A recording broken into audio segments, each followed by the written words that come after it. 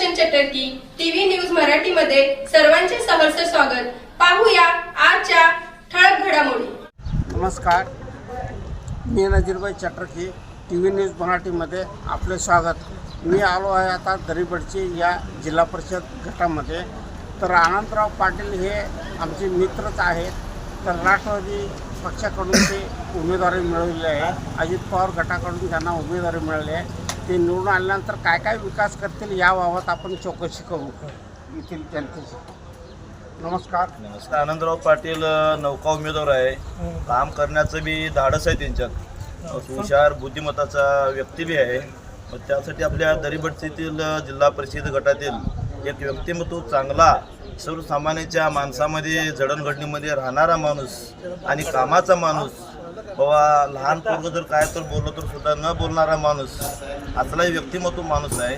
हा कामाचा माणूस आहे म्हणून आम्ही त्या राष्ट्रवादीतर्फे आनंदराव पाटलाचं नाव शिफारस करतो। त्या पद्धतीने सुद्धा त्यांना अजित पवार गटाकडून त्यांना उमेदवारी सुद्धा मिळाली आहे। त्यासाठी या दरीबडची जिल्हा परिषद गटामध्ये आनंदराव पाटलाचा वारा मोठ्या प्रमाणात वाहत आहे आणि प्रत्येकाच्या मनामध्ये आपला दरीबडची जिल्हा परिषद गटामध्ये आज तागायत बरे 20 वर्ष झालं, एवढं गाव मोठं असून सुद्धा आपल्या जिल्हा परिषद गटामध्ये आनंदराव पाटील म्हणा प्रत्येक आपल्या गावातील व्यक्ती झडपी झाला नाही।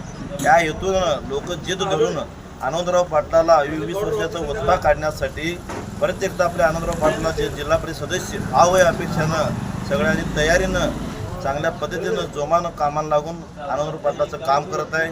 आनंदराव पाटील हा कामाचा व्यक्ती माणूस आहे। मग त्यासाठी सगळ्या पद्धतीनं सगळ्या स्तरातून आला प्रत्येक गावातून प्रत्येक वाडी वस्तीतून आनंदराव पाटलांना साथ मिळत आहे।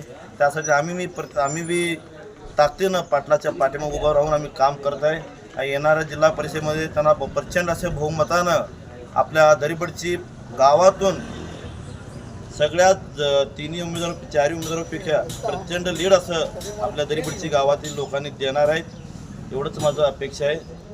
डेप्युटी सरपंच म्हणून गेले अनेक वर्षे त्यांनी काम केलं यापूर्वी, त्यावेळी तुम्हाला विकासाच्या बाबतीत काय म्हणावं? हां, त्या बाबतीत बी आपलं आनंदराव पाटील डेप्युटी सरपंच असताना सुद्धा प्रत्येक सर्वसामान्याचं गरिबाचं कामं त्यांनी केलेलं आहे। मग आज तागायत त्यांना अपयश मिळाले, परंतु आता लोकांच्या मनातून काय सांगता येत नाही। आता तर सध्या पाटलांच्या बाजूनं मोठ्या प्रमाणात वारं वाहत आहे। राष्ट्रवादीच्या घड्याळात आपण प्रचार करत आहे आणि येथील निवडून बी येणारच आहे त्यांनी आणि आपल्या दरीबडची जिल्हा परिषदेतील सर्वांगीण विकास त्यांनीच करणार आहेत। आज तागायत मागच्या 5 वर्षामध्ये सरदार पाटलाला आम्ही निवडून दिलं, मग त्या व्यक्तीनं आपल्या दरीबडची मतदारसंघामध्ये फिरकलंच नाही, तोंड बी दाखवलंच नाही।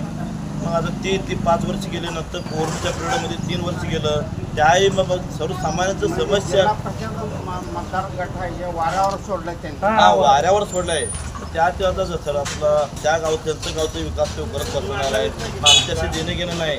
निदान आनंदराव पाटलाला आपण निवडून दिलं, तिथं काय तर काल तर धरता येते आपल्या मतदारसंघामध्ये आहे, आनंदराव का तुम्ही काम केलं नाही तर जाब तर विचारता येते। सरदार पाटला तिच्या गावाला जाब देऊन दिलं तर आम्हाला ती काय तर बोलणार नाही। रावसाहेब शिंगे काका काय म्हणतात